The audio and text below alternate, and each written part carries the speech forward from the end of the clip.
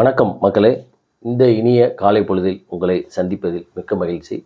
இன்னைக்கு பத்திரிகையில் வந்த சில முக்கிய செய்திகள், அதற்கு பின்னால் உள்ள செய்தியின் பின்புலத்தை தான் நம்ம பார்க்க போகிறோம். முதல் செய்தி, தமிழ்நாடோட ஏடிஜிபி அவர்கள் கல்பனா நாயக் அவர்கள் ஒரு புகார் மனு அளிச்சிருக்காங்க. தமிழ்நாடோட காவல்துறை தலைவர் என்ன புகார் அப்படின்னா, அவங்க இப்போ ஒரு ஏடிஜிபியாக இருக்கிறாங்க. அவங்களுக்கு தமிழ்நாடு யூனிஃபார்ம் சர்வீஸ், அதாவது தமிழ்நாடு சீருடை பணியாளர்கள் தேர்வாணையம், அதில் எஸ்ஐ, கான்ஸ்டபிள் இந்த மாதிரி போஸ்ட்டுக்கெலாம் அந்த ரெக்ரூட்மெண்ட் ப்ராசஸில் நிறைய முறைகேடுகள் இருக்குது, இர்ரெகுலாரிட்டிஸ் இருக்குது அப்படிங்கிறத வெளிக்கொண்டு வந்ததுனால தனக்கு அச்சுறுத்தல் இருக்குது அப்படின்னு சொல்லி ஒரு புகார் மனு அளிச்சிருக்காங்க. அது இன்றைக்கி ஆங்கில பத்திரிகையில் வந்திருக்கு. அவங்க அதனால் அவங்களுக்கு லைஃபுக்கே அவங்க உயிருக்கே ஆபத்து அப்படிங்கிற மாதிரி அந்த புகார் மனுவில் அனுப்பிச்சிருக்காங்க சங்கர்ஜிவால் அவர்களுக்கு, தமிழ்நாடு காவல்துறை தலைவருக்கு. அதில் என்ன சொல்கிறாங்க அப்படின்னா, கடந்த ஜூலை மாதம் 2024 அவங்க ஆஃபீஸில், எக்மோரில் உள்ள அவங்க ஆஃபீஸில் அவங்க சீட்டு திடீர்னு தீப்பிடிச்சி இருந்துச்சு. அவங்க உட்காந்துருக்க சீட்டு, அவங்களுக்கு ஃபோன் நீங்கள் ஆஃபீஸ் போகாதீங்க, உங்கள் அலுவலகம் தீப்பிடிச்சி இருந்துச்சு அப்படின்னு சொல்லி சொன்னாங்க.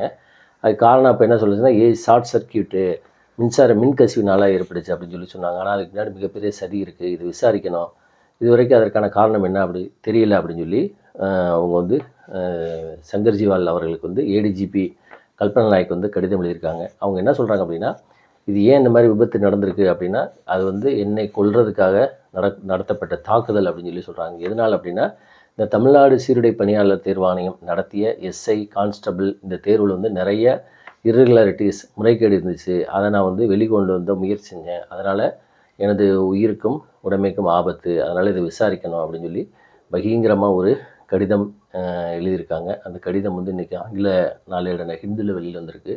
இதுதான் முதல் செய்தியை நம்ம பார்க்குறோம். அதுக்கப்புறம் ட்ரேடு வார் என்று அழைக்கக்கூடிய வர்த்தக போர், இது ஒரு 30-40 ஆண்டுகளுக்கு முன்னாடி தொடங்கியது. இப்போ திரும்பி துவங்கியிருக்கு அப்படின்னு சொல்லி சொல்லலாம். ஏற்கனவே நம்ம பார்த்த மாதிரி டொனால்ட் ட்ரம்ப் அவர்கள் நிறையா அமெரிக்காவுக்கு எதிராக யாரெல்லாம் செயல்பட்டாங்களோ அவங்க மீது வர்த்தக தடை விதிக்கப்படும், அதிகமான வரி விதிக்கப்படும் அப்படிலாம் சொல்லியிருந்தார். குறிப்பாக பிரிக் நேஷன்ஸ், அதாவது Brazil, Russia, India, south Africa போன்ற நாடுகள், 10 நாடுகள் உள்ள இந்த நாடுகள் வேறொரு மாற்று கரன்சியாக, அதாவது அமெரிக்காவோட டாலருக்கு மாற்றாக வேறொரு கரன்சி நாணயத்தை, ரூபாயை வெளியில் கொண்டு வந்தால், அதை புழக்கத்தில் கொண்டு வந்தால் கண்டிப்பாக அவர்கள் மீது நடவடிக்கை எடுக்கப்படும் அப்படின்னு சொல்லி இந்தியா முதற்கொண்டு அப்படிங்கிறத சாடியிருந்தார். இந்நிலையில் நேற்றுக்கு என்ன பண்ணியிருக்காரு அப்படின்னா, கனடா, மெக்சிகோ, அதுக்கப்புறம் பிரேசில், கனடா, மெக்சிகோ, சீனா அந்த 3 நாடுகள் மீது அதாவது அதிகமான வரி 25% வரி விதிச்சிருக்காரு. இதில் கனடா மீதும் மெக்சிகோ மீது 25%, சைனா மீது 10%, அதாவது இந்த நாடுகளிலிருந்து அமெரிக்காவுக்கு இறக்குமதி ஆகும் பொருட்கள் மீது இந்த வரியை விதிச்சிருக்காரு. இதற்கு பதிலடியாக கனடாவும் மெக்சிகோவும் அவங்களும் என்ன செஞ்சுருக்காங்கன்னா, இந்த மாதிரி வரியை அது அமெரிக்காவிலேருந்து அந்த நாடுகள் இறக்குமதியாக வரி மீதும் 25% வரி விதிச்சிருக்காங்க. இது எதை நோக்கி போகுது அப்படின்னா, ட்ரேடு வார் என்று அழைக்கக்கூடிய வர்த்தக போரை நோக்கி போகும்.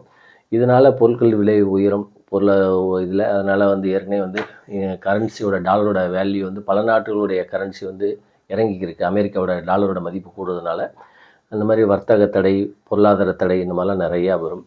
ஸோ இதற்கெல்லாம் விரைவில் முடிவு கட்டினா நல்லாயிருக்கும். இந்நிலையில் நம்முடைய பாரத பிரதமர் மோடி அவர்கள் அடுத்த வாரம் இதுக்கு போகிறாங்க, அமெரிக்காவுக்கு போய் டொனால்ட் ட்ரம்ப் பார்க்குறாங்க. ஸோ பார்த்து சந்திக்கிறதுனால இரு நாட்டுகளிலேயே அந்த மாதிரி ஏதாவது ட்ரேடு வார்லாம் இல்லாமல், குறிப்பாக வரிகள் இல்லாமல் இருந்துச்சுன்னா சிறப்பாக இருக்கும் அப்படிங்கிறதான் இரண்டாவது செய்தி. அதுக்கப்புறம் பார்த்திங்கன்னா, இந்த அண்ணா பல்கலைக்கழகத்தில் அந்த பாலியல் வன்கொடுமை தொடர்பானது ஞானசேகரன் அந்த வழக்கெலாம் விசாரித்தது, அதுக்கப்புறம் சிறையில் அடைக்கப்பட்டது. இது தொடர்பாக ஒரு சர்ச்சைன்னு ஓடிட்டு தான் இருக்குது. இதில் என்ன பண்ணாங்கன்னா, தமிழ்நாடு காவல்துறை பத்திரிகையாளருடைய செல்ஃபோனெல்லாம் விசாரிக்க அழைத்து அந்த பத்திரிகையாளர் இந்த செய்தியை அதிகமாக பிரபலப்படுத்துறது, குறிப்பாக அந்த எஃப்ஐஆரை லீக் பண்ண அந்த பத்திரிகையாளரோட விசாரணை கூப்பிட்டுருந்தாங்க. அந்த விசாரிக்கையில் அவங்களுடைய செல்ஃபோனெல்லாம் பறித்து வச்சுக்கிட்டாங்க அப்படிங்கிற ஒரு குற்றச்சாட்டு எதிர்க்கட்சி எல்லாருமே புகார் அளிச்சிருந்தாங்க. அதுக்கு அந்த சென்னை பத்திரிகை சங்கம் கூட கடுமையாக எதிர்ப்பு தெரிவிச்சு. இதில் பார்த்திங்கன்னா, நேற்றுக்கு டிடிவி தினகரன் கூட இதை கண்டித்து அறிக்கையை வெளியிட்டிருக்காரு. அதே மாதிரி எடப்பாடியார், எதிர்க்கட்சி எடப்பாடியார் போன்ற பல பேர் எதிர்ப்பு தெரிவிச்சிருக்காங்க. பத்திரிகையாளர் சங்கமும் கடுமையாக எதிர்ப்பு தெரிவிச்சிருக்காங்க. இந்த மாதிரி பத்திரிகையாளருடைய செல்ஃபோனை அபகரிச்சது தப்பு, அதேமாதிரி உடனே அதை திருப்பி தரணும் அப்படின்னு. ஸோ இந்த செய்தியை எல்லா பத்திரிகையிலுமே வந்திருக்கு. சில பத்திரிகையில் தலையங்கமாகவே வந்திருக்கு. ஜனநாயகத்தின் 4வது தூண் என்று அழைக்கக்கூடிய பத்திரிகைக்கு வந்து இந்த மாதிரி தாக்கல் நடத்தினா ஜனநாயகமே வந்து மோசமான ஒரு நிலைக்கு போகும் அப்படிங்கிற மாதிரி கடுமையாக சாடியிருக்காங்க. இந்த செய்தியும் வந்து எல்லா பத்திரிகையிலுமே வந்திருக்கு. அடுத்து வந்து அமலாக்கத்துறை என்று அழைக்கக்கூடிய என்ஃபோர்ஸ்மெண்ட் டைரக்டர் இடி வந்து நாடு முழுவதும் பல இடத்துல அட்டாச்மெண்ட்லாம் பண்ணுறாங்க.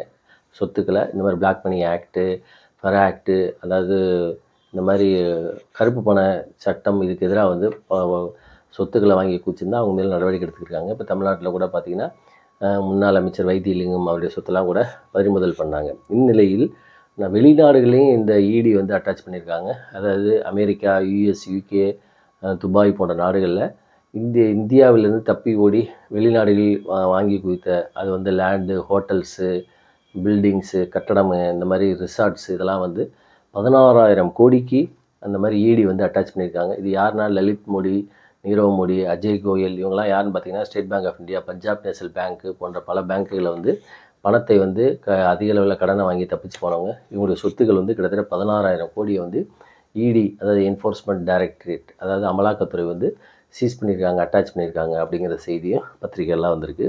அதுக்கப்புறம் வந்து டெல்லியோட தேர்தல் இன்னையோட, அதாவது பிப்ரவரி 5ஆம் தேதி போலிங்கு, வாக்குப்பதிவு 8ஆம் தேதி வந்து ரிசல்ட்டு. அதில் இன்றைக்கி வந்து 48 மணி நேரத்துக்கு முன்னாடி தேர்தல் பிரச்சாரம் முடியணும் அப்படிங்கிறனால இன்றைக்கி வந்து தேர்தல் பிரச்சாரம் டெல்லியோட அந்த அசம்பிளி எலெக்ஷனில் முடியுது. 70 அசம்பிளி சட்டசபை இடம் கொண்ட இதில் வந்து 5ஆம் தேதி வாக்குப்பதிவு. இதில் வந்து மும்முனை போட்டி, அதாவது பாஜக அவங்க ஒன்றும், ஆம் ஆத்மி அவங்க ஒரு கூட்டணியாகவும் அவங்க ஒரு இதாகவும், அதுமாரி காங்கிரஸ், ஸோ இந்த மாதிரி மும்முனை போட்டி. இதில் வந்து பாஜகவுக்கும் ஆம் ஆத்மிக்கு தான் வந்து அரவிந்த் கெஜ்ரிவால் இவங்களுக்கு தான் வந்து கடுமையான போட்டி நிலவுதா பத்திரிகை செய்தியெல்லாம் வருது.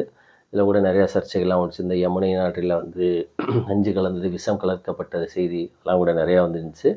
ஸோ இதுதான் வந்து செய்தி. இதே இதில் இந்த அசம்பிளி எலெக்ஷனில் நம்ம ஈரோடு கிழக்குலேயும் வந்து நாம் தமிழர் மற்றும் இவங்க திமுக 2 பேர்த்துக்கிடையே, 2 கட்சிகளுக்கிடையே இதுதான் போட்டி.